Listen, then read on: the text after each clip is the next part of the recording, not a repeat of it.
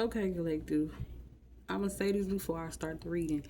This might be my last reading for tonight because the energy is starting to repeat itself, meaning I need to switch decks or just call it quits for tonight. So, this last reading is giving somebody thought they had all the time in the world to make a move, and now they're realizing the situation has changed. They waited too long. Now they panicking. Welcome to Once in a Blue Moon. I'm your favorite faces, melanated mystic, guided by spirit, and always in divine timing. You didn't land here by accident, so let's tap in and see what these cards have for you today. Okay, collective. This really reading, it feels like somebody getting hit with a reality check at full speed. The first card that we have is the King of Swords, the King of Lightning. This is somebody who lives in their head. Logical, calculated, strategic, the type of person who analyzes everything before making a move.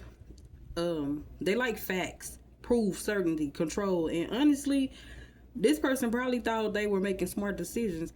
They thought they were being careful, they were being rational, they thought that they were protecting themselves.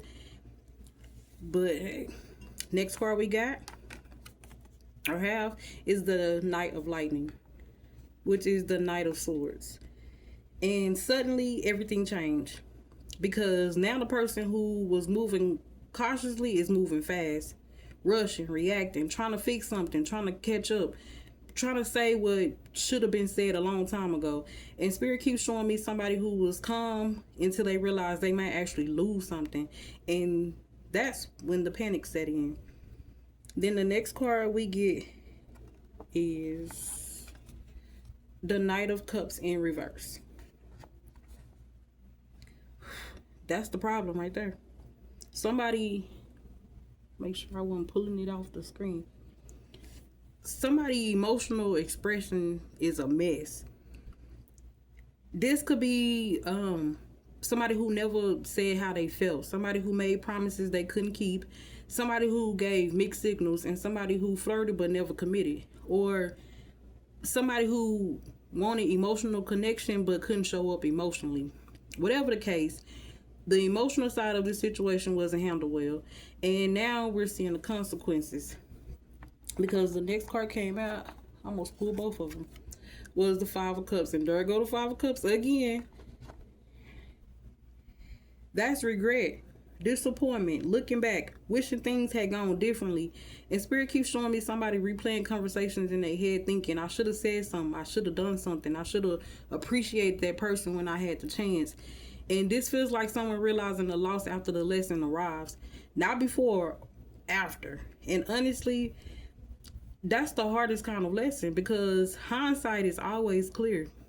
Then we end the spread with the Ten of Swords in reverse.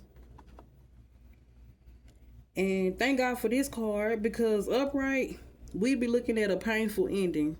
Reversed, we're looking at recovery, healing, a second chance at life, a chance to get back up after a difficult chapter. The beautiful thing about this card is that it says the worst part may already be over with. Whether this is a relationship, friendship, business situation, or personal journey, the energy is moving away from devastation and towards healing. But here's the catch. Healing requires honesty, and this spread keeps screaming honesty. Somebody cannot think their way out of an emotional situation anymore. They can't logic their way around their feelings, and they can't pretend they don't care when they really do. And they can't keep avoiding situations and conversations that need to happen because the lesson here is simple. What isn't expressed eventually becomes regret. Now, somebody needed to hear that. And this feels like a reading for people who have been waiting to speak, waiting to act, waiting to decide, waiting to be vulnerable. And Spirit is basically saying, don't wait so long that the lesson becomes a regret story. Now, if this reading is resonating with you, don't forget to like, follow, subscribe, and share with someone who may need to hear this message.